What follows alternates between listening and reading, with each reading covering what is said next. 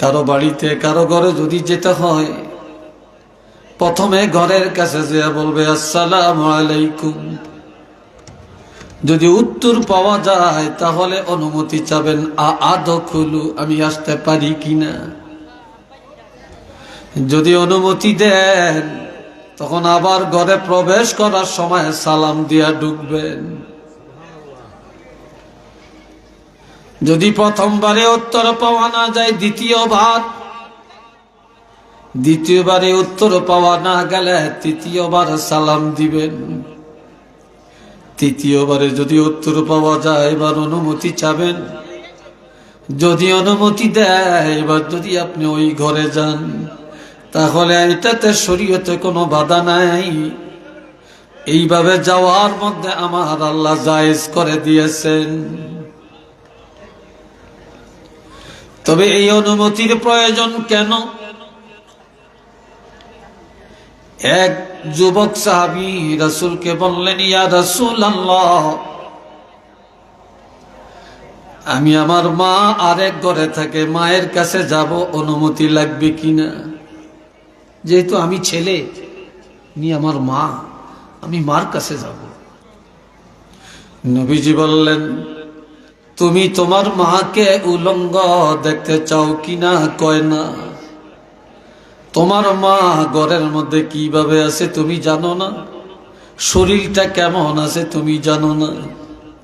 কাজে আগে অনুমতি নিবা,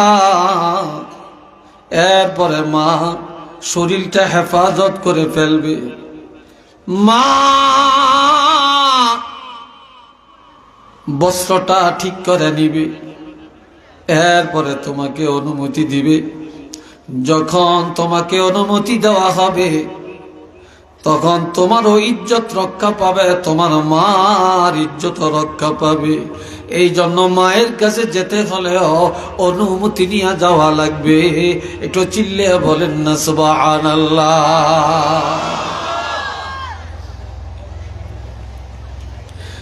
মেয়েরা বাবার কাছে যাবে, অনুমতি নিয়ে যাওয়া লাগবে।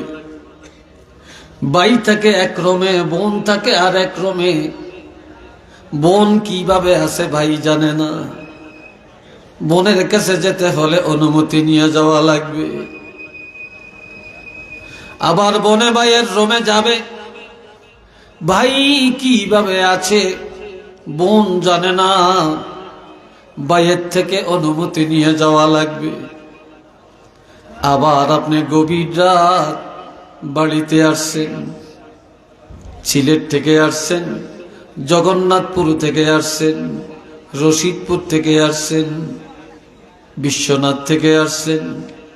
রাত 12টা বাজে আপনার বিবি ঘুমায়, আপনি হুট করে ঘরে ঢুকে যদি আপনি রুমে যান, আপনার বিবি ডাকাত মনে করতে পারে, সন্ত্রাস মনে করতে পারে, লুচ্চা মনে করতে পারে।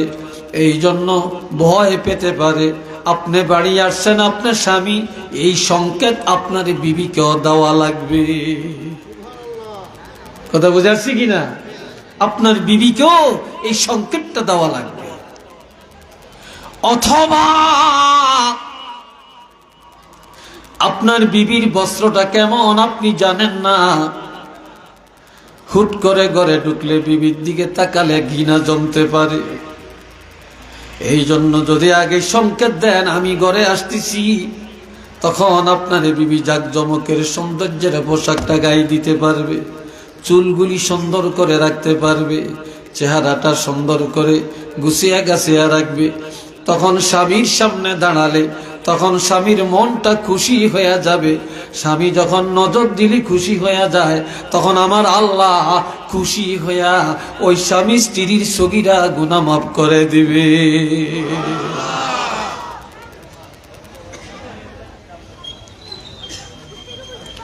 আল্লাহ এই বললাম, আমি আপনাদের কাছে সূরা নূরের 27 নম্বর আয়াত, কত নম্বর আয়াত? 27 নম্বর আয়াতের কথা বললাম। এ ভাইরা রে আমার, এবার আমি আরেকটা আয়াতে চলে যাই, খেয়াল করেন। আমার আল্লাহ বলেন, ও দুনিয়ার মহিলারা, ওয়াকারনা ফি বুয়ুতিকুন্না, তোমরা মহিলারা ঘরে থাকো, তোমরা মহিলারা আড়ালে থাকো, পর্দার ভিতরে থাকো। ওয়ালা তাবাররাজনা, তোমরা ঘরের বাহিরে যাও না, হাটে বাজারে যাও না, শহরে বন্দরে যাও না। তবে আমি আল্লাহ ঘরের বাহিরে যাওয়া একেবারে নিষেধ করি না। যাইতে পারবা কিভাবে? তবে তাবাররুজাল জাহিলিয়াতিল উলা, জাহিলি যুগের মেয়েদের মতো যাইও না, তোমার চেহারা দেখায়া যাইও না, সৌন্দর্যের পোশাক পুরুষের দেখায়া যাইও না, চুলগুলি খোলা রাখিয়া যাইও না, চেহারা খোলা রাখিয়া যাইও না, তোমার অঙ্গ প্রত্যঙ্গ মানুষে দেখবে, এইভাবে ঘরের বাহিরে যাইও না। ঘরে থাকলে যেমন কেউ চিনে না, জানে না, বুঝে না, এমন ভাবে যদি ঘরের বাহিরে যেতে পারো, এই যাওয়ার মধ্যে আমি আল্লাহ বাধা দেই না। তবে আমার রাসূল বলেছেন, 3 অবস্থায়। কয় অবস্থা? আরো আসতে কম, আরো আসতে কম। আমার কথা দুর্বলতা দিকে আপনারা দুর্বল সাইজের লাগে। জোরে বলেন, কয় অবস্থা? মাশাআল্লাহ। এই হল আইনগুলো আড়ি কি লেগে, এগুলো বইয়ে কিন্তু আর আড়ি কিন্তু এগুলো যাইতে চায় চায়। সিন্নির ফুলটা কুদ্দু লইছে, সিন্নির ফুলটা মাদ্রাসাতে আইসিনি, দেখতে যায় দেখতে যায়। বাঙালি আছে, খানা যেখানে বাঙালি সেখানে। খানা আছে জিন্দাবাদ, খানা নাই মুর্দাবাদ। আমার 3 অবস্থায় আমাদের মা বোনেরা ঘরের বাহিরে যেতে পারবে। অন্তরে রেকর্ড করে রাখেন, এটা কোরআনের তাফসীর। 1 নম্বরে, মহিলারা কোরআন হাদিসের এলেম শিখার জন্য পর্দার সাথে ঘরের বাহিরে যেতে পারবে। 2 নম্বরে, চিকিৎসার জন্য, স্বাস্থ্য সুরক্ষার জন্য ডাক্তার দেখাবে, চিকিৎসা নিবে, পর্দার সাথে ঘরের বাহিরে যেতে পারবে। 3 নম্বরে, পরিবারের মধ্যে কামাই করার কেউ নেই, ভিক্ষার হাত না বাড়ায়া অন্যের বাড়িতে যাইয়া কাজ করে হালাল রিজিক তালাশ করে বাড়িতে আনিয়া সন্তানের রিজিকের ব্যবস্থা করার জন্য পর্দার বাহিরে যায়া, ঘরের বাহিরে যায়া পর্দার সাথে কাজ করে রিজিকের ব্যবস্থা করতে পারবে। এই ছাড়া স্বামীর বাড়ি থেকে বাবার বাড়িতে যাবে, বাপের বাড়ি থেকে স্বামীর বাড়িতে যাবে, জি জামাইয়ের বাড়িতে যাবে, অথবা ভাইয়ের বাড়িতে যাবে। এইতে করে ঘরের থেকে বের না হলে তো যেতে পারবে না। এই অবস্থায় ঘরের বাহিরে যেতে পারবে, তবে উড়া তুড়া পাবে না, জাহিলি যুগের মেয়েদের মতো না, সৌন্দর্য দেখায় না, চুল উড়ায় না, চেহারা দেখায় না, হাত পা নাড়ায় না, শয়তানের মতো না, মুসলমানি রূপ রং নিয়ে যাওয়ার মধ্যে আমি আল্লাহ কোনো বাধা দেই না। আওয়াজ দিয়া বলেন না সুবহানাল্লাহ।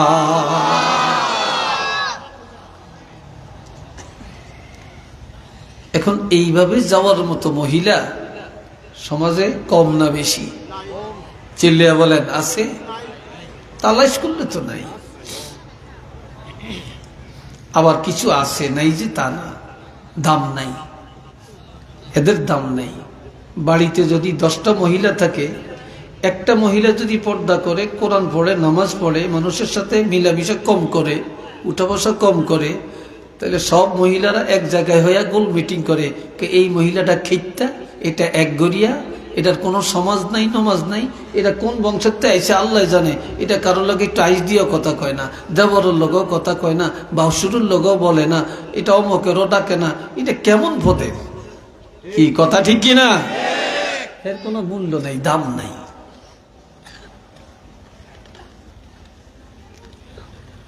আবার যেটা নাকি একটু নাডামি করতে পারে, বাটপারি করতে পারে মহিলা, এটারে সবাই ডরায়। মেজদানি খাওয়ার মধ্যে বেকের আগে দাওয়াত দেয়, বিয়ের মধ্যে সবাই আগে দাওয়াত দেয়, গায়ে হলুদের অনুষ্ঠানে সবাই আগে দাওয়াত পায়। তখন সে হাতে তালি দেয় আর কয়, দেখ তোরা না চাই খারাপ, আমার বেকের আগে দাওয়াত দিছে, বিয়ের দাওয়াত দিছে, মেজদানির দাওয়াত দিছে, সব দাওয়াত আমার আগে দেয়, তো করে জিগাইনি। আসলে হেরে দাওয়াত দিছে কি লেহা বুঝে না।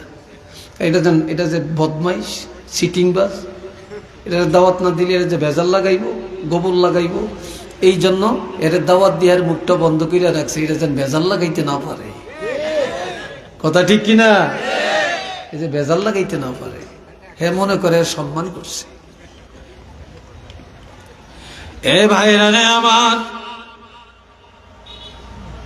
আল্লাহর হাবিব রাহমাতুল লিল আলামিন নবীর বিবিদেরকে দিয়া মজার আলোচনা করেন।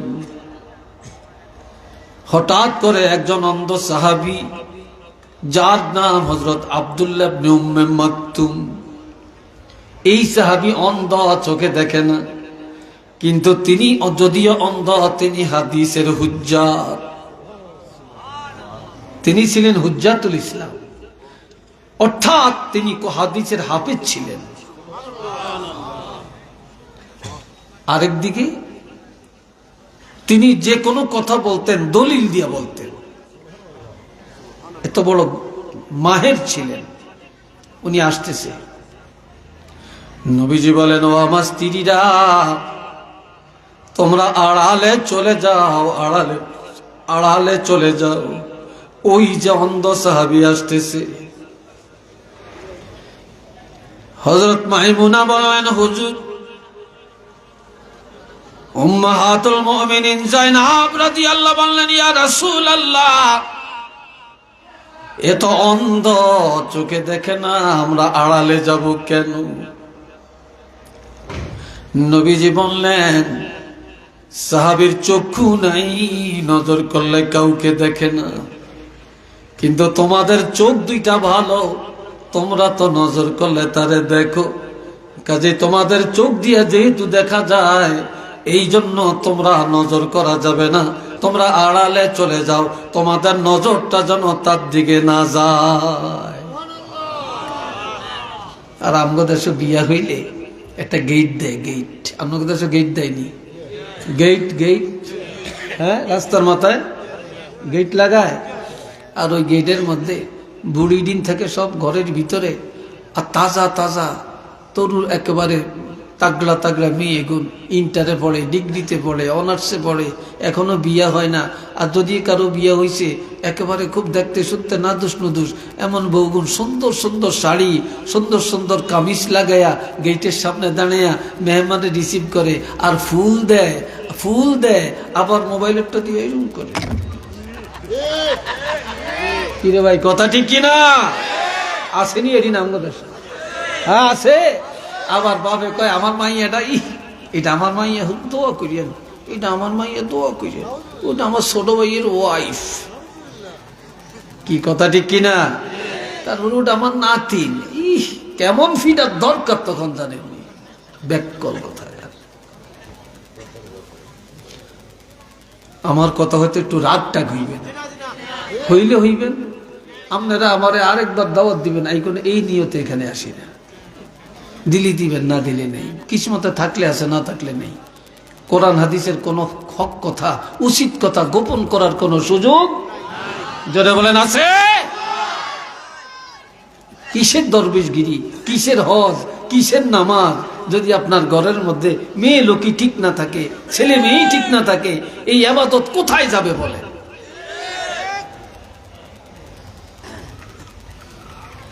এ ভাইরা রে আমার, এখন আমার আল্লাহ বলেন, ও মহিলারা, তোমরা ঘরে থাকিয়া কি দায়িত্ব পালন করবা? আমি আল্লাহ দায়িত্ব দিয়া দিলাম, কাজ দিয়া দিলাম। অনেক মহিলারা কয় একা ঘরে ভালো লাগে না, স্বামীরা একটা টাচ মোবাইল দাও।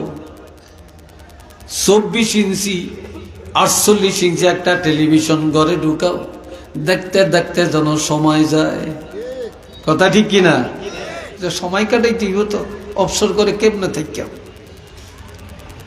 এক এক মোবাইল মহিলারা বাবা রে বাবা, পকেটে অর্থ না। কথা ঠিক কিনা? আবার অনেক মহিলারা সারাদিন তো কই রাত 12টা বাজলে ভিডিও কল লাগায়। মাশাআল্লাহ, এখন সংসদ বসে, স্বামী রয়েছে লন্ডন, বেগম রয়েছে বাংলাদেশে, স্বামী রয়েছে সৌদি আরব, বেগম বাংলাদেশে।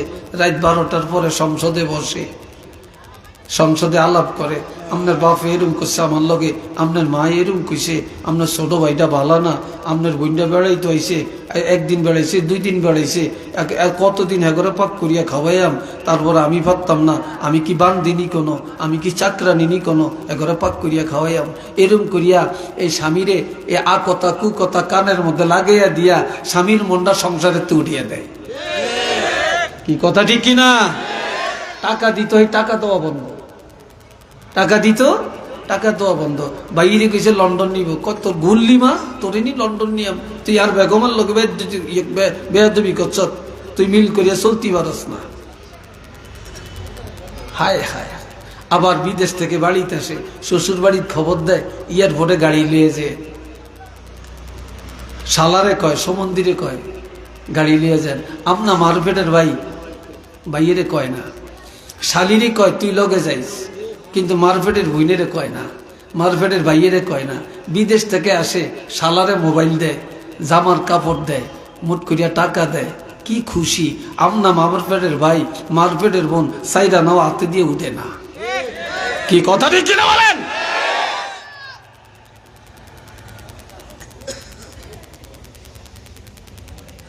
আপনার কথা হয়তো ভালো হইতে পারে, আমি জানি টানি না। এখন আমার আল্লাহ বলেন, وَأَقِمْنَا الصَّلَاةَ وَآتِينَا الزَّكَاةَ وَأَطِعْنَا اللَّهَ وَرَسُولَهُ।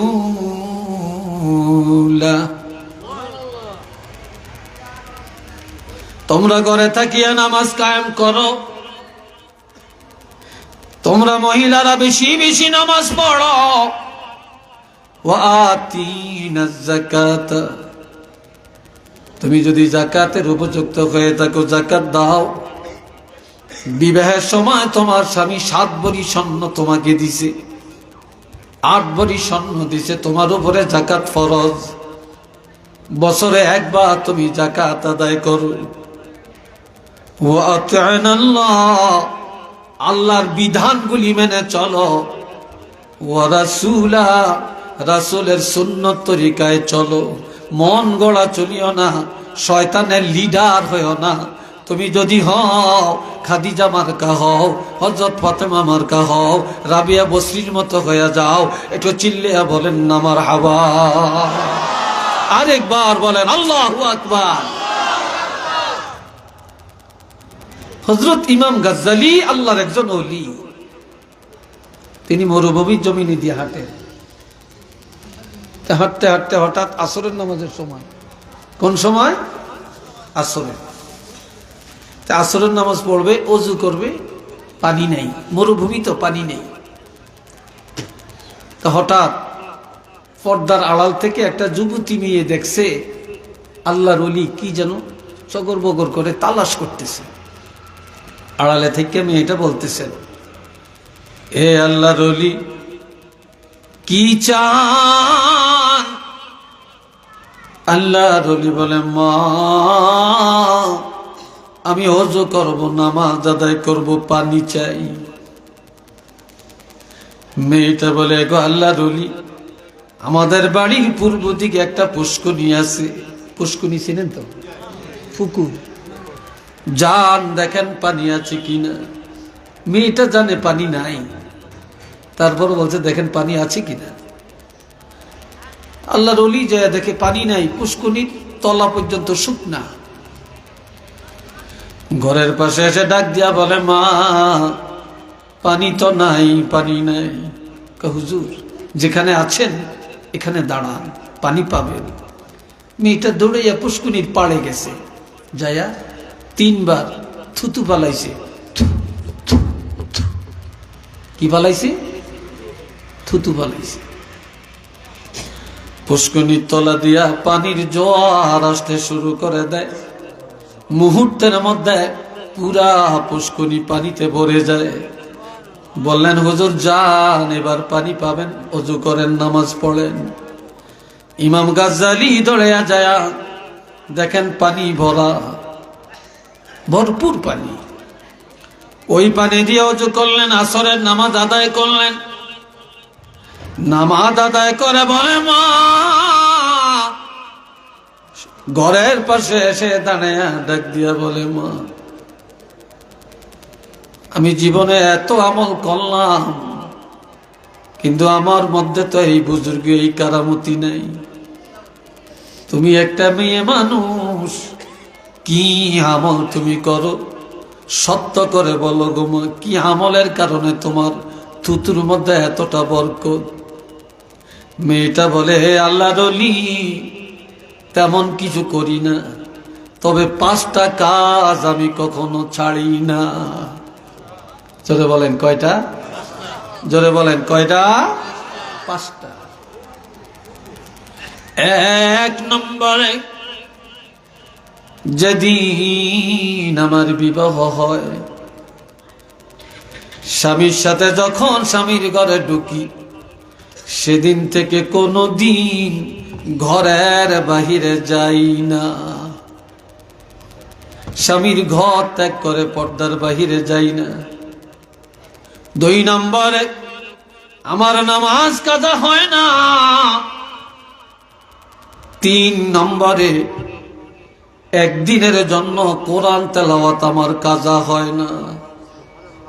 4 নম্বরে, স্বামীর মনে কোনোদিন আমি ব্যথা দেই না।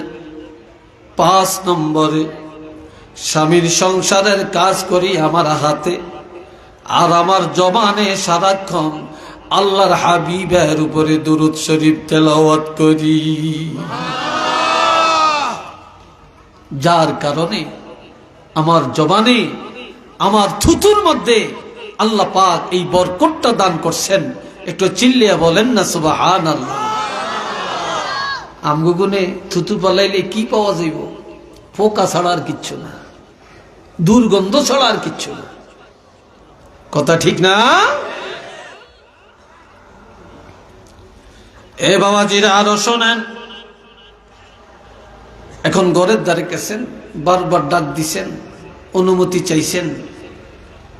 এখন আল্লাহ বলেন, فَإِن لَّمْ تَجِدُوا فِيهَا أَحَدًا فَلَا تَدْخُلُوهَا حَتَّى يُؤْذَنَ لَكُمْ। আলহামদুলিল্লাহ বলেন। আরো আস্তে কর, আলহামদুলিল্লাহ। আরো আস্তে কর, মাশাআল্লাহ। বাতিলে দেখা যায় না হিসি দিয়ে। মানুষ বাড়ছে নি কিছু? হ্যাঁ, উঠছে নি আসলে? উঠছে কেন? মাশাআল্লাহ। শুনেননি ওয়াজ আপনারা? কথা বুঝেননি? আমার বোঝা যায়নি আসলে। আর বেশি না, বেশি 15-20 মিনিট। রাজি আছেন তো? রাজি নাই? কি বলেন, রাজি নাই? 15-20 মিনিট, বেশি করিয়া লাভ কি?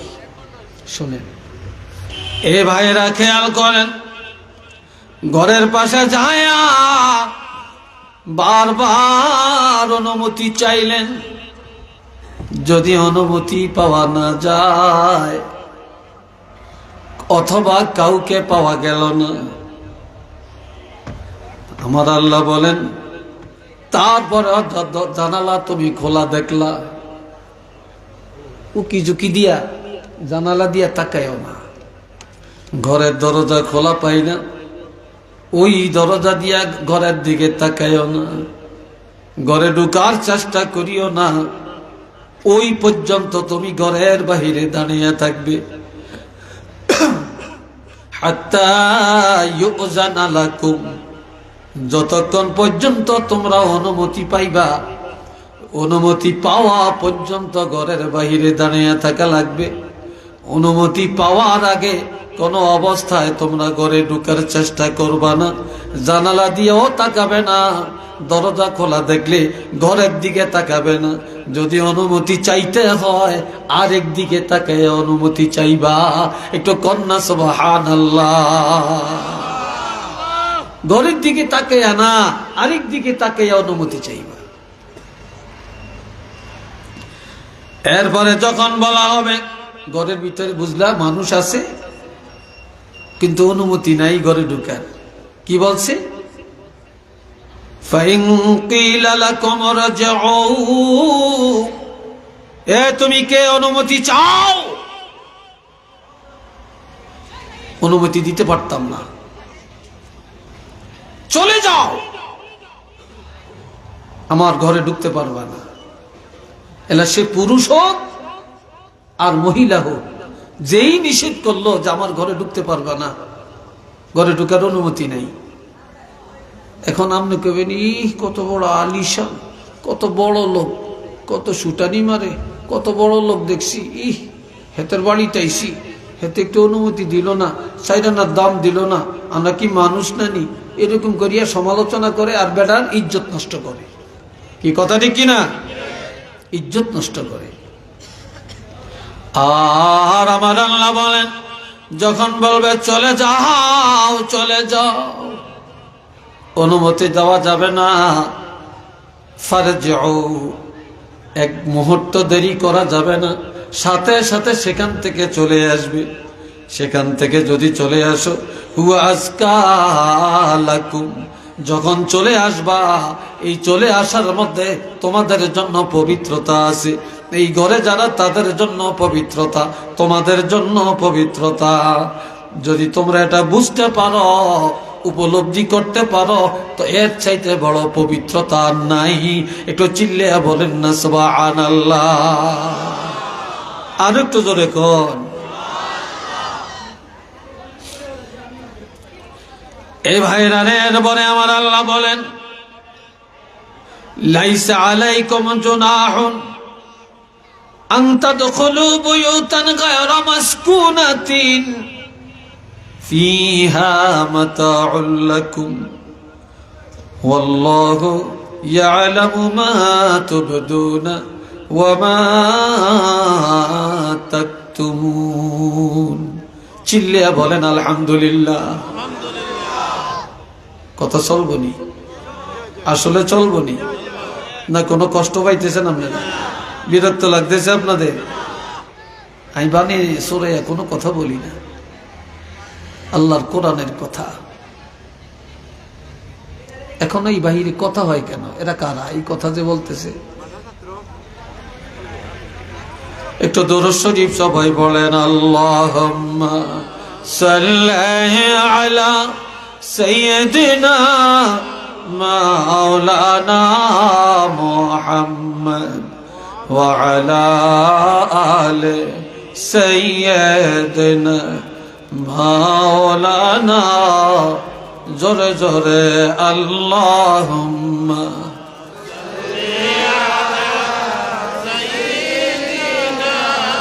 মাওলানা মুহাম্মদ ওয়া আলা আলি সাইয়্যিদিনা।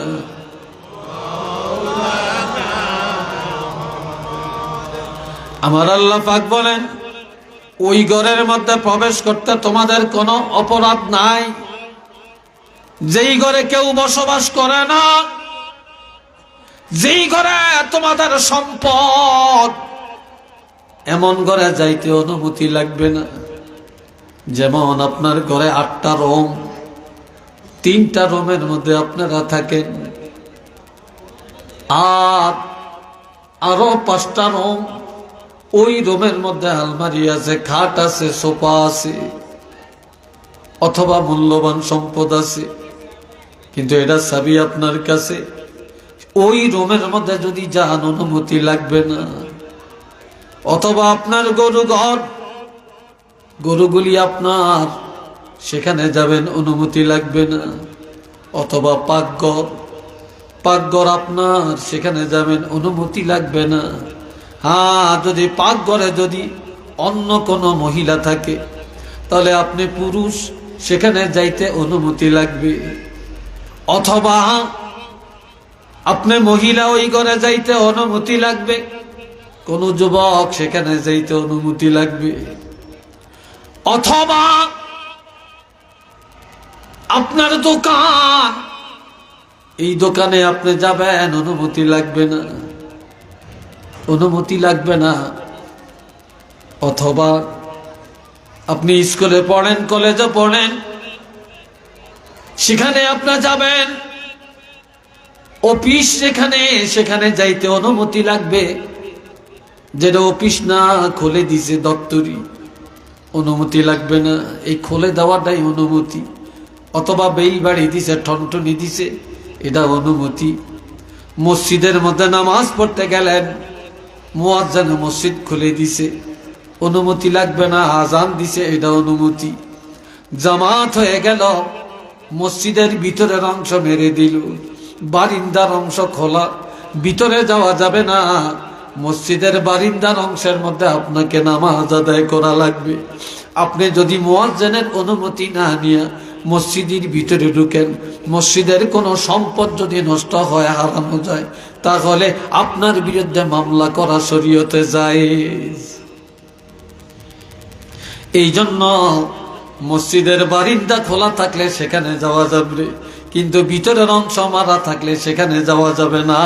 একটু চিল্লিয়া বলেন আলহামদুলিল্লাহ। আর একটু জোরে কন। রে ভাইয়েরা আমার আল্লাহ বলেন, ওয়াল্লাহু ইয়ালামু মা তুবদুনা ওয়া মা তাকতুমুন। তোমরা জানো না, আল্লাহ জানেন। আল্লাহ জানেন তোমার অন্তরে কি আছে, কি জন্য তুমি ঘরে আসলা, কি জন্য তুমি এখানে ঢুকলা। এটা যদিও পৃথিবীর কেউ জানে না, আমার আল্লাহ জানে। কেননা ইন্নাল্লাহা লা ইয়াখফা আলাইহি শাইউন ফিল আরদি ওয়ালা ফিস সামা। আসমান জমিনের মধ্যে যত কিছু, কোনটাই আমার আল্লাহর কাছে গোপন নাই। আসেনি গোপন? জোরে বলেন, আসেনি গোপন? কোনো কিছুই গোপন নেই। এইবার আল্লাহর হাবিব সুন্দর একটা হাদিস বলছেন মহিলাদের বেশি নফল নামাজ পড়া লাগে না, বেশি নফল রোজা রাখন লাগে না, বেশি তাহাজ্জুদ পড়া লাগে না। মহিলারা 4টা কাজ যদি করে, এই 4টা কাজ করলে 8টা জান্নাতের দরজা খুলে দেওয়া হবে। যে কোনো দরজা দিয়া মহিলা দৌড়ায়া জান্নাতে প্রবেশ করতে পারবে। আল্লাহ, এ বাবা জিনারে আমার, ক্বালা রাসূলুল্লাহ সাল্লাল্লাহু আলাইহি ওয়াসাল্লাম, আল মারআতু ইজা সাল্লাত খামসাহা। ঈমান গ্রহণের পর যে মহিলা 5 ওয়াক্ত নামাজ, কয় ওয়াক্ত? জোরে কয় না, আরো জোরে কর। মহিলারা নামাজের বেলায় দুর্বল, রোজার বেলায় সবল। মহিলারা 6 রোজা, 9 রোজা, 7 রোজা, 8 রোজা যত আছে ব্যক্তি ডাকতে রাজি, কিন্তু নামাজ সঠিকভাবে পড়তে রাজি না। কি কর, কথা ঠিক কিনা? আমার আল্লাহ বলেন, যে মহিলা 5 ওয়াক্ত নামাজ নিয়মিত আদায় করে, ওয়াসামাত শাহরাহা, মহিলা যখন রমজান মাসে রোজাগুলো সঠিকভাবে পালন করে, ওয়া আহসানাত ফারজাহা, মহিলা যখন লজ্জাস্থান হেফাজত করে রাখে, গুপ্তাঙ্গ হেফাজত করে রাখে, ওয়া আতাআত বালাহা, আর ওই মহিলা স্বামীর আনুগত্য করে, স্বামীর মনে কষ্ট দেয় না, স্বামীকে সব সময় রাজি রাখে, খুশি রাখে। আল্লাহর হাবিব বলেন, এই মহিলার জন্য ফুতিহাত লাহা আবওয়াবুল জান্নাতিস সামানিয়া, আল্লাহ পাকের 8টা জান্নাতের দরজা খুলে দেওয়া হয়। ফালতাদখুল আবওয়াবাল জান্নাহ মিন আইয়্যা শাআত, যে কোনো দরজা দিয়া এই মহিলা দৌড়াইয়া দৌড়াইয়া হাসতে হাসতে জান্নাতের মধ্যে চলে যেতে পারবে।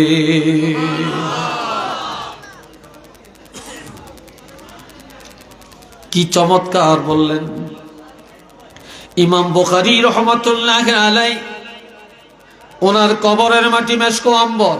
আল্লাহু আকবার কন্যা, আরেকটু জোরে, আরেকটু জোরে।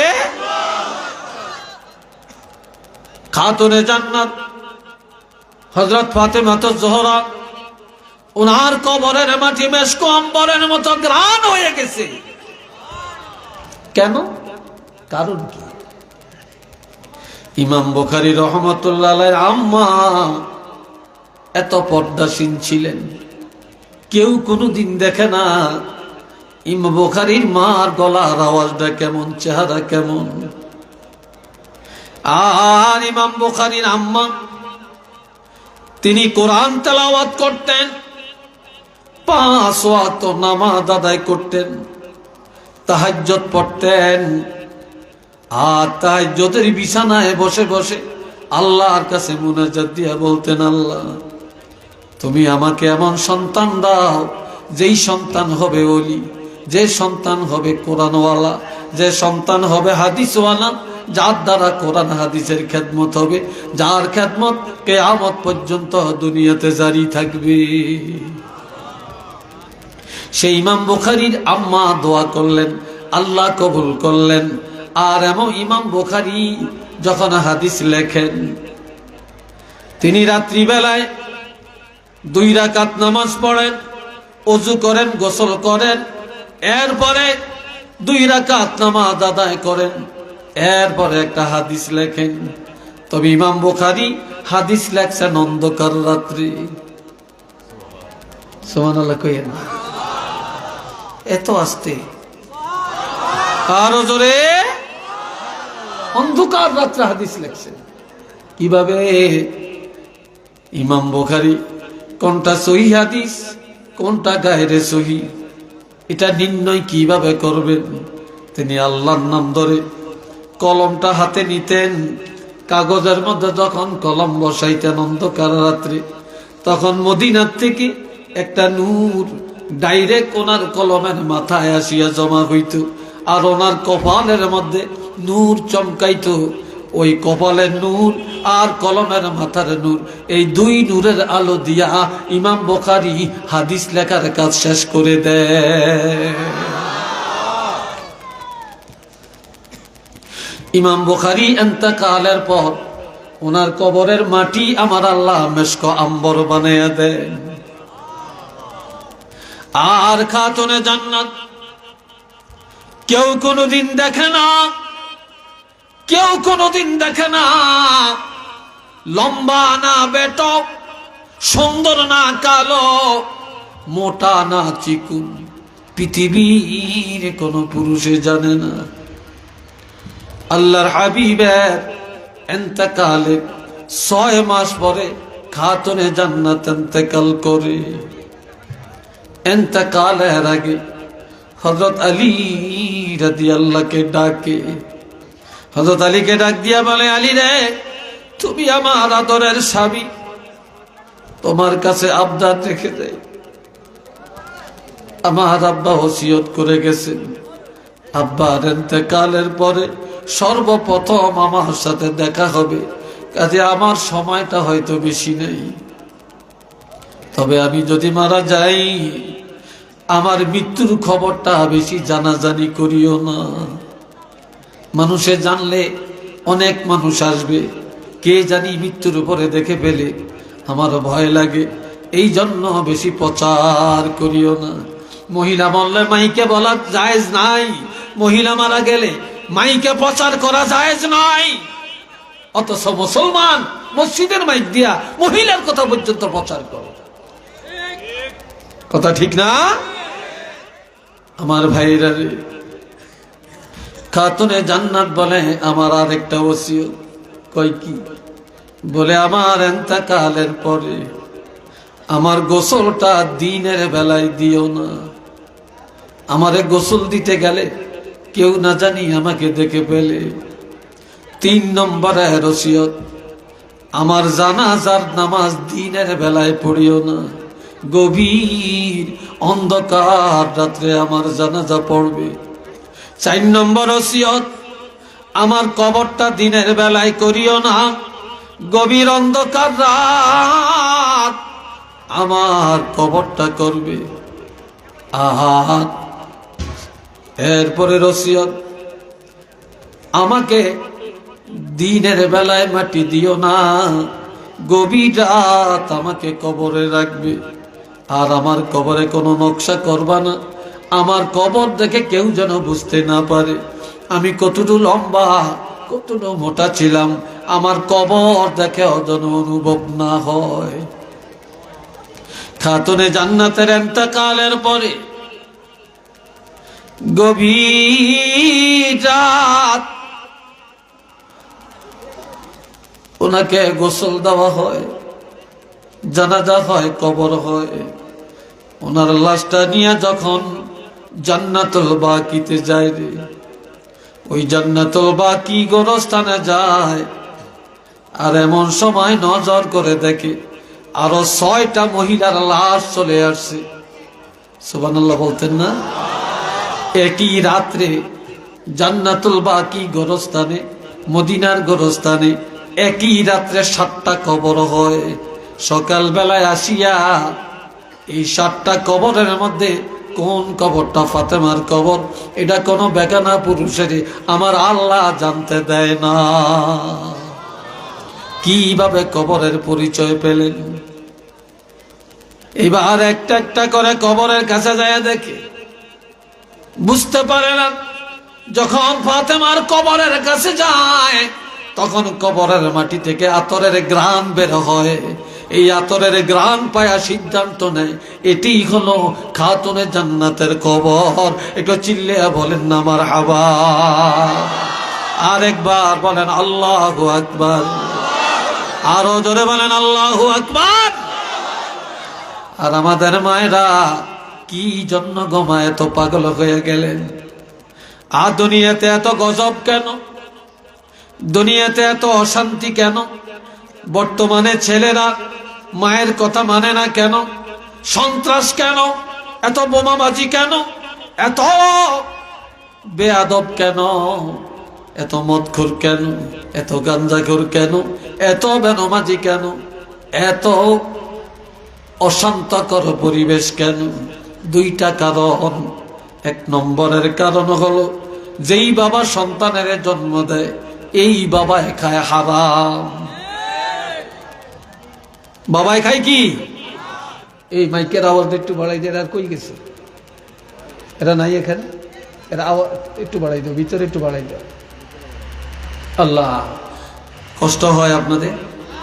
কথা বলেন, কষ্ট হয়? এ তো কথা ফিনিশিং এ নিয়ে আসতেছি। বাবায় খায় হারাম, বাবায় খায় সুদ, বাবায় খায় ঘুষ, বাবায় খায় পরের হক। কথা ঠিক কিনা? খাইনি খাইনি খাইনি। আবার পরের হক খায়, আইল কাটিয়া জমিন বড় করে। এতে মসজিদে যে নোয়াচড়ে আর কাতার সোজা করেন, কাতার সোজা করা ওয়াজিব।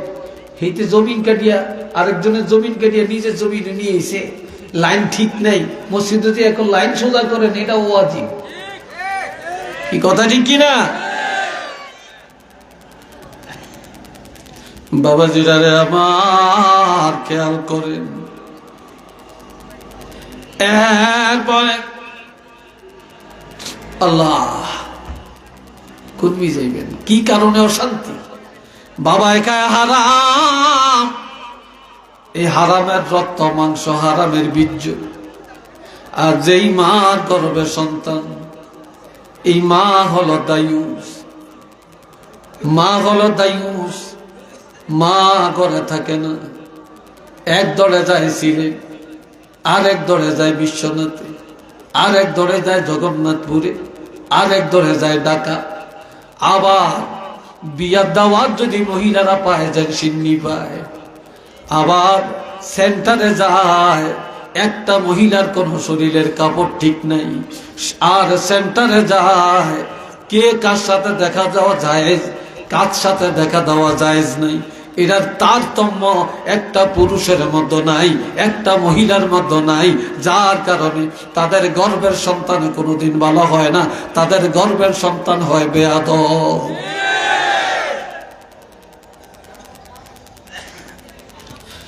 আর যেই মা ভালো তার সন্তান ভালো, গাছ ভালো, গোটা ভালো, বাপ ভালো, বেটা ভালো, মা ভালো, সন্তান ভালো, গাই ভালো, দুধ ভালো, দুধ ভালো, ঘি ভালো, কথা ঠিক কিনা? গাই ভালো, দুধ ভালো, দুধ ভালো, ঘি ভালো। আর বাপ যদি খারাপ হয়, মা যদি খারাপ হয়, কোনদিন ভালো সন্তানের আশা করা যাবে না রে। একটু চিল্লিয়ে বলেন না নাউযুবিল্লাহ।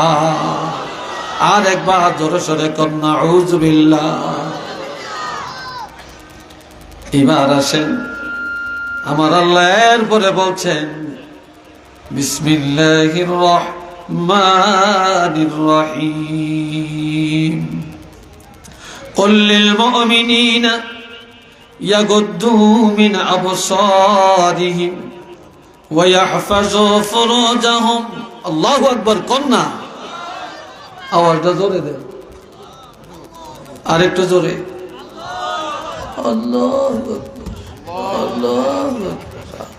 আরেক এই গলার ভিতরে ব্যাং আটকাইছে, ব্যাং চিনেন আপনারা? তো জোরে সরে কোন আল্লাহু আকবার। আল্লাহ খুশি না বেজা? বন্দা যখন বলে সুবহানাল্লাহ, আল্লাহ পবিত্র, আল্লাহ কয় আমি তোমার জন্য একটা বাগান, পবিত্র বাগান সাজাইয়া দিলাম। বন্দা যখন কয় আলহামদুলিল্লাহ, আল্লাহর প্রশংসা, আমার আল্লাহ কয় তোমরা যখন আমি আল্লাহর প্রশংসা করলাম, আমি আল্লাহ তোমাদের জন্য জান্নাতের দুয়ার খুলে দিলাম। বন্দা যখন বলে আল্লাহু আকবার, আল্লাহ কয় বন্দা বলে আমি বড়, আমি আল্লাহ ঘোষণা দিলাম। আমার যেই বন্দা বলে আমি আল্লাহ মহান, আমি আল্লাহ ঘোষণা দিলাম আমার ওই বন্দাগুলি আমি আল্লাহর কাছে মহান।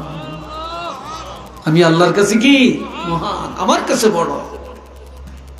এখন আল্লাহ কয় কুল লিল মুমিনিন, হাবিব দুনিয়ার ইমানদার পুরুষের আপনি জানিয়ে দেন,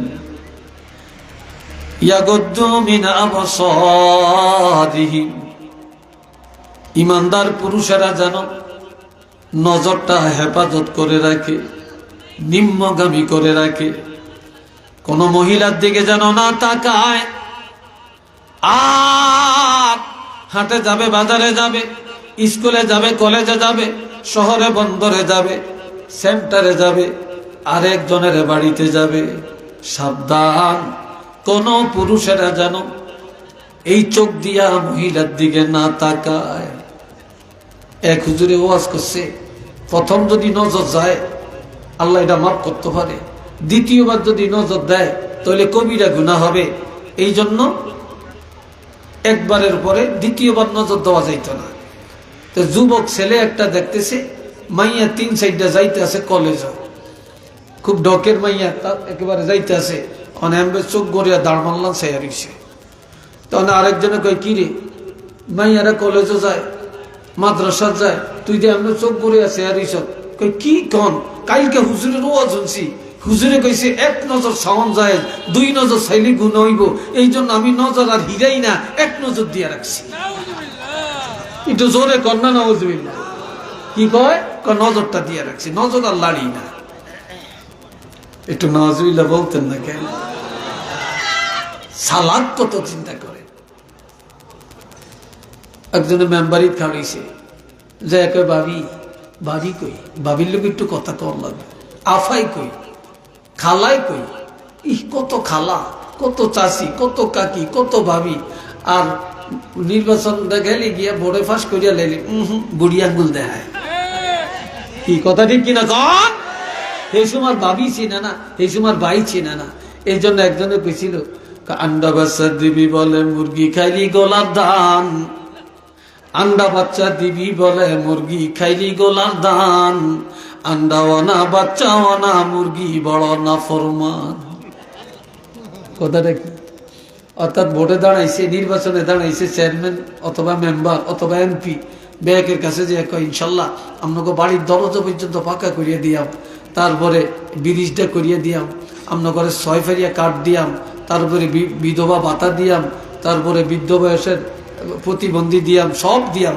যখন হাতে পাশ করিয়া লাইছে, আগে কইছে কি দিব? আন্ডা দিব, বাচ্চা দিব। এই জন্য গোলার দান মানে ভোট নিয়ে ব্যাগ শেষ করিয়া পাশ করিয়া এখন আন্ডাও না বাচ্চাও না, অর্থাৎ ডিমর খবরও নাই, বাচ্চারও খবর নাই। কয় মুরগিটাই বড় নফরমান। কয় এখন এই মেম্বার হয়েছে নফরমান, চেয়ারম্যান হয়েছে নফরমান। আর এই দেশে শান্তি নাই, এই জন্য যে ডাকাইতে যায় চোরের বিচার করতো, ডাকাইতির বিচার কেউ করে না। কারণ এই দেশের বড় বড় নেতা, বড় বড় চাকরিওয়ালা এ ঢিলো ডাকায় কলমের মাথা দিয়া এই জনগণের লক্ষ লক্ষ কোটি কোটি টাকা মারিয়া খায়, আর হেরা যায় মুরগা চোরের বিচার করতে হইলে। কথা ঠিক না? তো মুরগা চোরের বিচার হেরা করতে যায়, তো তুই রাজা ডাহাতি করছ, ডাকাইতির বিচার কে করবো? যেই দেশ ডাকাইতির বিচার নাই, চোরের বিচার আছে, এই দেশ শান্তির আশা করা যায়। একটু নাওয়াজুবিল্লাহ জোরে কর, আর একটু জোরে বলেন। আমার কথায় কি রাগ হইছেন আপনারা?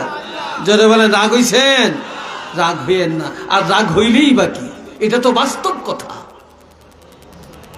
আল্লাহ করে বুঝ দেন, হেদায়েত দান করেন, সবাই বলেন আমিন। আর একটু চিল্লে এখন আমিন। আপনারা সীসা চিনেননি? সীসা, এই সীসা চিনেন? সীসা, এই যে আপনি একটা পুরুষ একটা মেয়ের দিকে চোখ রাঙ্গে তাকাইছেন, একটা মহিলার দিকে তাকাইছেন, সৌন্দর্যের দিকে তাকাইছেন, বারবার ছায়া রইছেন, এই আল্লাহ পাক কিয়ামতের ময়দানে এই সীসার জাহান্নামের আগুন দিয়া গালাইব। আপনি যতটা নজর দিছেন ততবার আপনার চোখের মধ্যে এই সীসা গালা গুলি লাগাইব। একটু নাওয়াজুবিল্লাহ কর না, সীসা গালা লাগাইব। সহ্য করতে পারবেন? যদি বলেন পারবেন? পারবেন না। এরপরে আল্লাহ বলেন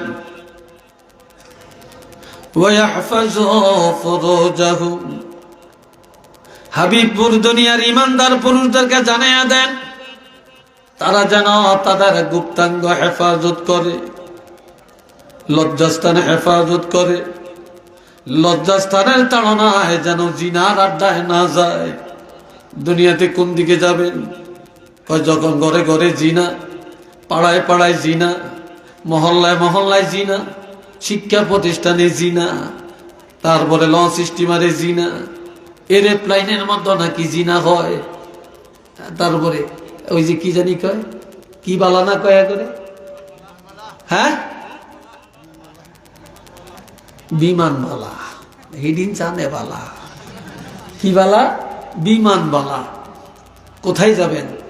স্টিমারের কেবিনের মধ্যে জিনা, আবাসিক হোটেলের মধ্যে জিনা, জিনার বেহার বড় ব্যবসা, বড় ধাকজমক চলছে। কি ভাই কথাটি কিনা? যখন দেখবা পর্দা থাকবে না, যখন জিনায় সব জমিন নাপাক হইয়া যাবে, ফসলে বরকত থাকবে না, মাছের মধ্যে বরকত থাকবে না, গোস্তের মধ্যে বরকত থাকবে না, দুধের মধ্যে স্বাদ থাকবে না, ডাইলের মধ্যে স্বাদ থাকবে না, কোন খাওয়া খাদ্যের মধ্যে স্বাদ থাকবে না, শাকসবজির মধ্যে মজা থাকবে না, ভিটামিন থাকবে না। আর আসমানের গজব জমিনে আসবে, করোনা দেখা দিবে, সাইক্লোন দেখা দিবে, ভূমিকম্প দেখা দিবে, মানুষের মায়া দয়া চলে যাবে, একজন আর একজনের সাথে সম্পর্ক নষ্ট হয়ে যাবে, মানুষ মানুষকে মেরে ফেলবে, একটু লজ্জা করবে না, ভয় করবে না। ছেলে বাপেরে মারবে, বাপে ছেলেরে মারবে, ছেলে মার গলার মধ্যে রশ্মি লাগায়া টানিয়া মাকে মারবে, মায় ছেলেরে মেরে ফেলবে, আবার মা পরকিয়ায় সন্তানরা কিয়া অন্য বেগানা পুরুষের সাথে চলে যাবে। একটু চিল্লিয়া বলেন না নাউযুবিল্লাহ। এরকম আসেনি? জোরে বলেন আছে কিনা? কোথায় যাবে? শেষ কথা, কুল্লিল মুমিনাত, হাবিব এবার মহিলাদেরকে জানান, যে মহিলারা ইমানদার। জোরে বলেন কি? ইমানদার। ইমানদার মহিলাদেরকে জানিয়ে দেন, ইয়াগদুদনা মিন আবসারিহিন, মহিলারা যেন রাস্তা দিয়া পুরুষ যাবে, দুলামিয়া যাবে, বরযাত্রী যাবে, কনে যাত্রী যাবে, তারপরে রং বেরঙ্গের মানুষ যাবে, নেতা যাবে, নেত্রী যাবে, চেয়ারম্যান যাবে, মেম্বার যাবে, ছাত্র যাবে, শিক্ষক যাবে, মেয়েরা তাদের নজরটা যেন হেফাজত করে, কোন অবস্থায় মেয়েরা যেন চোখ দিয়া না তাকায়। বাড়িতে কত রঙের মেহমান আসবে, পিসাব আসবে, হুজুর আসবে, আলেম আসবে, হেগদিকে যেন ফুকি দিয়া না তাকায়। কথা বুঝছেন? না তাকায়। আর কি করে? ওয়াহফাজনা ফুরুজাহুন্না, মহিলারা যেন তাদের লজ্জাস্থানে হেফাজত করে রাখে, গুপ্তাঙ্গ হেফাজত করে রাখে। ওয়ালা ইউবদিনা যিনাতাহুন্না, মহিলারা যেন সুন্দর আকর্ষণীয় পোশাক আদি ব্যবহার করে। জিনাতপূর্ণ পোশাক, আকর্ষণীয় পূর্ণ পোশাক, যেই পোশাকের দিকে তাকাইলে চোখ লেগে থাকে, এমন পোশাক প্রকাশ্যে যেন ব্যবহার না করে। বেগানা পুরুষের কাছে স্বর্ণ অলংকার, নেকলেস, হাতের চুড়ি, কানের দুল, এগুলা যেন না দেখায়, ব্লাউজটা যেন না দেখে। আর মহিলার শাড়িটা কোনো বেগানার নজরে যেন না পড়ে, সালোয়ার কামিজ যেন নজরে না পড়ে। মহিলারা গোসল করে যখন কাপড় রৌদ্রের মধ্যে দিবে, ওই সময় তারা পর্দার ভিতরে কাপড় দিবে। রাস্তার পাশে যেখানে মানুষের আসা যাওয়া, এমন জায়গায় যেন মহিলারা তাদের পোশাক রৌদ্রের মধ্যে না টানায়। মহিলারা পর্দার মধ্যে দিবে। আর কি করবে? মহিলারা লজ্জাস্থানে হেফাজত করবে, তাদের সৌন্দর্যের পোশাক গোপনে ব্যবহার করবে। ওয়ালিয়াদরিবনা বিখমরিহিন আলা জুয়ুবিহিন, মহিলারা যেন বাড়ি কাপড়ের ওড়না ব্যবহার করে। এই বাড়ি কাপড়ের ওড়না দিয়া তাদের মাথার চুল ঢেকে রাখে, গাড় ঢেকে রাখে, কান ঢেকে রাখে, আর তাদের এই সিনা ঢেকে রাখে। তারা যেন বাড়ি কাপড়ের ওড়না তাদের বক্ষ দেশের মধ্যে লম্বা করে ফেলে রাখে, অথবা বক্ষ দেশ যেন পেঁচিয়ে রাখে। কারণ পুরুষের বক্ষ দেশ কোন মানুষের রিজিকের ভান্ডার না, মহিলাদের বক্ষ দেশ সকল মানুষের রিজিকের ভান্ডার। ইমাম আবু হানিফা বলেছেন, কোন মহিলা যদি বাচ্চারা দুধ পান করায়, এই অবস্থায় অন্য কোন বেগানা পুরুষের নজরে যদি মহিলার স্তনের কোনো অংশ নজরে পড়ে, আর এই অবস্থায় যদি বাচ্চাদের দুধ পান করায়, এই বাচ্চা হবে সন্ত্রাস। এই বাচ্চার লজ্জা থাকবে না, শরম থাকবে না, এই বাচ্চা হবে 1 নম্বর বেয়াদব। একটু চিল্লিয়া বলেন না নাউযুবিল্লাহ। আর একটু জোরে কর। এই জন্য আমার আল্লাহ বলেন, মহিলারা যেন পাতলা কাপড়ের ওড়না ব্যবহার না করে, জর্জর কাপড়ের ওড়না ব্যবহার না করে, তারা যেন ভারী কাপড়ের ওড়না ব্যবহার করে, এবং তাদের মাথা, তাদের ঘাড়, তাদের সিনা, তাদের বক্ষ দেশ যেন পেঁচিয়ে রাখে, এবং বুকের বাড়তি অংশ, দুধের ভান্ডার, রিজিকের ভান্ডার, এটা যেন কোনো বেগানা পুরুষের নজরে না পড়ে। আয়ার পরে কি করবে? ওয়ালা ইউবদিনা যিনাতাহুন, কোন অবস্থায় তাদের সৌন্দর্যের পোশাক বেগানা পুরুষের কাছে ব্যবহার করবে না। অনেক মেয়ে লোকে দেখবেন স্বামী স্বর্ণ দিছে, নেকলেস দিছে, চুড়ি দিছে, কানের দুল দিছে, এগুলা ব্যবহার করে না। যখন বিয়া খাইতে যায়, বিবাহে যায়, রিসোর্টে যায়, তারপরে পিকনিক খাইতে যায়, যখন তারা পার্কে যায়, তখন এগুলি সব লাগিয়ে যায়। কি কথা ঠিক না? সব লাগিয়ে যায়। এই জন্য আল্লাহ বলছেন, কোন অবস্থাতে এগুলা অন্যের কাছে ব্যবহার করবে না। হ্যাঁ, করবে কোথায়? ইল্লা লিবুলাতিহিন, একমাত্র তারা এই সৌন্দর্যের পোশাক তাদের স্বামীদের কাছে ব্যবহার করবে। এটা মার হবা কন্যা, আরেকটু জোরে কর। কার কাছে ব্যবহার করবে? স্বামীদের কাছে। আজকাল এই বিধান যেখানে আছে, শান্তি যেখানে আছে, এই বিধান নাই, শান্তি নাই। আর এই ওয়াজ আমরা করতে চাই না, এই ওয়াজ আমরা শুনতে চাই না। আর এই ওয়াজের ধারে কাছে এই ওয়াজের মূল্যায়ন আমরা বুঝি না। এই কথা ঠিক কিনা? আজকে বলেন, যেই কথাগুলি আমরা বললাম, এই কথাগুলি আমাদের দুনিয়ায় চলার প্রত্যেকটা সেক্টরে প্রয়োজন আছে কি নাই? আর একটু জোরে বলেন, আছে কি নাই? আমরা আজকে এই আলোচনাকে সাদরে গ্রহণ করব, আমল করার চেষ্টা করব। সাধ্য মতো আমরা বাড়িতে গিয়ে আমাদের মা বোনকে আমরা সেভাবে পরিচালনা করব। রাজি আছি আমরা? জোরে বলেন, রাজি আছি? এটা দুইটা হাত তুলে দেখাইতে পারবেন? গভীর রাত একটু দেখাইতে পারবেন? হাতটা সোজা করে ধরেন, সোজা করে ধরেন, এমনি লড়া দেন, ফেরেশতারা ক্যামেরাটা করে নেন। সবাই বলে নারে তাকবীর। জোরে বলে নারে তাকবীর, নারে রিসালাত, নারে রিসালাত। আল্লাহ কবুল করেন, চিল্লে এখন আমি। আসেন এবার আমরা মায়া ভরা মন দিয়া প্রাণ ভরে নবীরে সালাম দেই। ইয়া নবী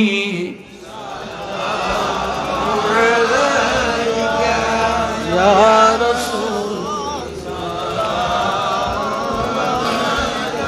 ইয়া হাবিব সালাম আলাইকা সালাতুল্লাহ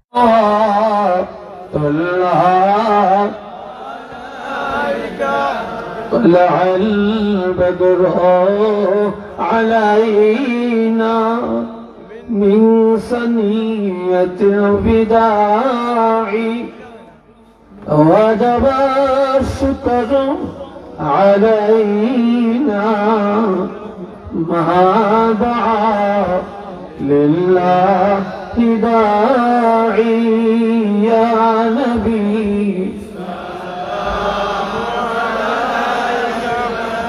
يا رسول سلام عليك يا حبيب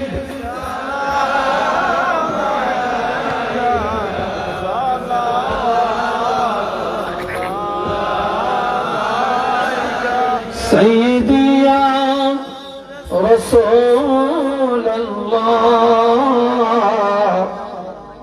وسلم عليك يا حبيب الله أسلا أفناك ديا كادلا آدم حوا مالري إلى دايا قبلا قليلا ضاعا يا نبي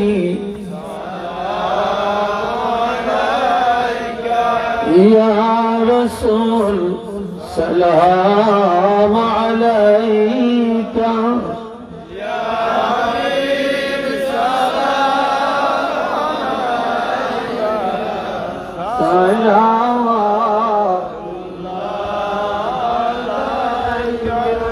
بلغ العلا بكماله كشف الدجى بجماله حسنت جميع خصاله بلغ العلا بكماله كشف الدجى بجماله حسنت جميع خصاله الصلاة والسلام عليك يا رسول الله الصلاة والسلام عليك يا حبيب الله দেশে বিদেশে শ্রমিকদের জন্য তো আমাদের সাথে সব লাইনে সাহায্য সহযোগিতা করছেন সবার থেকে। الصلاة والسلام عليك يا شفيع المذنبين الصلاة والسلام عليك يا رحمة للعالمين الحمد لله আরেকবার বলেন আলহামদুলিল্লাহ। আপনারা দাঁড়িয়ে মোনাজাত দিবেন না বসে মোনাজাত দিবেন? বসে বসে বসে মুনাজাত দেওয়া আদব। এখন আপনারা কি দাঁড়িয়ে থাকবেন যারা গেটে আছেন, না ফাঁকে ফাঁকে এসে বসবেন? যদি মুনাজাত আপনার দরকার থাকে আপনারা একটু আজ্ঞান ওদেরকে বসতে দেন, আর নইলে আপনারা যেখানে ফাঁক পান সেখানে এসে বসেন, কিন্তু দাঁড়িয়ে মুনাজাত দিবেন না। সবাই বসে যান, সবাই বসেন, ভিতরে ঢুকেন। জুতা খুলতে কষ্ট, মোজা খুলতে কষ্ট, কতক্ষণ ভিতরে যাইব? ভিতরে অনেক জায়গা আছে, আপনার একটু আজ্ঞান না, আরে একটু আগে জায়গা দেন, এদেরকে বসার সুযোগ করে দেন ভাই। এত রাত, আপনার এত মানুষ, অনেক জায়গায় তো এত রাত্রে মানুষ থাকে না, মানুষ থাকে না। আপনারা হয়তো কোরআন হাদিসের মহব্বতে, আল্লাহ এবং রাসূলের মহব্বতে আছেন। আল্লাহ সবাইকে কবুল করেন, বলেন আমিন। আপনারা যে কথাগুলি এ পর্যন্ত আমরা শুনেছি, আল্লাহ যেন কবুল করেন, আমল করার তৌফিক দান করেন, সবাই বলেন আমিন। দ্বিতীয়ত, এই মাদ্রাসার প্রতি আপনারা একটু খেয়াল রাখবেন। মাদ্রাসায় আপনাদের সন্তানদেরকে দিবেন, আপনাদের সন্তানকে মাদ্রাসায় দিবেন। এইসব মাদ্রাসায় পড়ানো দরকার। একদিকে আলেম হবে, আরেকদিকে তাদের আকীদা মজবুত হবে। কথা বলছেন? সব মাদ্রাসায় পড়লে আকীদা নষ্ট হয়ে যায়। এই জন্য যেখানে পড়লে অন্তত ঈমান আকীদার মজবুতি অর্জন হয় সেই জায়গায় বেশি যাওয়া দরকার। আরেকটা, মাদ্রাসা দান সদকা যা দরকার দিবেন, সহযোগিতা করবেন। ধনীরা, বিত্তবানেরা সবসময় মাদ্রাসার প্রতি সুনজর রাখবেন। আর নজরের মধ্যে সবচেয়ে বড় সুনজর হলো আপনাদের সন্তানকে মাদ্রাসায় দিবেন। পাশাপাশি আপনাদের অনুদানে মাদ্রাসা চলে, এই মাহফিল চলতেছে, দেশের থেকে বিদেশ থেকে অনেকেই অনেক অনুদান করছেন। আল্লাহ পাক যেন প্রত্যেকের এই দান সদকাগুলি কবুল করেন, চিল্লিয়া বলেন আমিন। তাদের জন্য খাসভাবে দোয়া করবেন। আপনারাও যেন সবসময় দিতে পারেন মাদ্রাসায়, এটার জন্য দোয়া করবেন। করবেন তো নাকি? অনেকে অসুস্থ, সবার জন্য দোয়া হবে, দোয়া করবেন। আমি আপনাদের কাছে আমিও দোয়া প্রার্থী। আমি আসলে খুব কঠিনভাবে একটা অ্যাক্সিডেন্ট হয়েছিলাম 2022 সালের 25শে মার্চ। কেউ ভাবে নাই আমি বেঁচে থাকবো। আর আপনাদের দোয়ায় এই সিলেটের আনাচে কানাচে আলিম ওলামা মসজিদ মাদ্রাসায় আমার জন্য দোয়া হয়েছে। মক্কা শরীফ আমার জন্য দোয়া হয়েছে,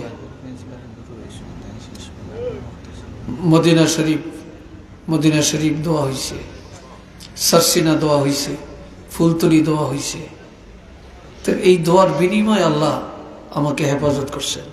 কথা বুঝছেন? তা আমি আপনাদের কাছে একটু দোয়া করি, যেহেতু মুসাফির একটু দোয়া করব। এরপরে শেষ ফিনিশিং দোয়া কে করবে? প্রিন্সিপাল হুজুর আসেন, ফিনিশিং দোয়া করবে সে না, তারপরে আদব, হ্যাঁ হুজুরের শেষ দোয়া করবেন। আমি একটু মুক্তাসার দোয়া করি, আমার জন্য দোয়া করবেন। আল্লাহুম্মা আমিন। রব্বানা যালামনা আনফুসানা ওয়া ইল্লাম তাগফির লানা ওয়া তারহামনা লানাকুনান্না মিনাল খাসিরিন। রব্বানা আলাইকা তাওয়াক্কালনা ওয়া ইলাইকা আনাবনা ওয়া ইলাইকাল মাসির। রব্বিরহামহুমা কামা রব্বায়ানি সগীরা। রব্বুল আলামিন, আল্লাহ হযরত শাহজালাল শাহ কাজী লতিফিয়া দাখিল মাদ্রাসার বার্ষিক মাহফিল গভীর রাত, আমি না খান্দা গুনাহগার, অসংখ্য উলামায়ে কেরাম, তুলাবায়ে আযম, হুজ্জাজে কেরাম, হুফাজে কেরাম, তোমার জাকিরিন শাকিরিন বন্দাগুলো নিয়ে, কলিজার টুকরা যুব সমাজকে নিয়ে আয় আল্লাহ তোমার রহমতের দুয়ারে হাত তুলেছি, মেহেরবানি করে কবুল করে নেন। রব্বুল আলামিন, আমি বড় গুনাহগার। এই মাহফিলে আমার চাইতে বড় গুনাহগার আর কেউ নেই। আয় আল্লাহ, গুনার দিকে তাকাইলে তোমার দরবারে হাত উঠাতে লজ্জা লাগে, তোমার রহমতের আশা করতে পারি না। আয় আল্লাহ, আমাদের গুনার দিকে না তাকাইয়া তোমার রহমতের দিকে তাকাইয়া আমাদের প্রত্যেকের মুনাজাত কবুল করে না।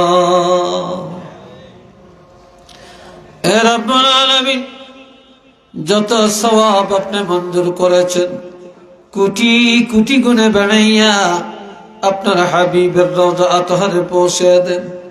तमाम সাহাবায়ে কেরাম, আম্বিয়া আলাইহিমুস সালাম, শুহাদায়ে কেরাম, তাবিঈন, তাবিঈ তাবিঈন, সালিহিন, সিদ্দিকিন, মুহাদ্দিসিন, মুফাসসিরিন, মুফাত্তিহিন, মুবাল্লিগিন, মুসান্নিফিন, মুআররিফিন, ফুজালা, ফুকাহা, খোতাবা গণের রওয়ায়ে পাকে পৌঁছায়া দেন। এ মাবুদ, সারা দুনিয়ার মাটির নিচে কালমাওয়ালা যত ইমানদার মুসলমান কবরে, প্রত্যেকের কবর জান্নাতের বাগান বানিয়ে দেন।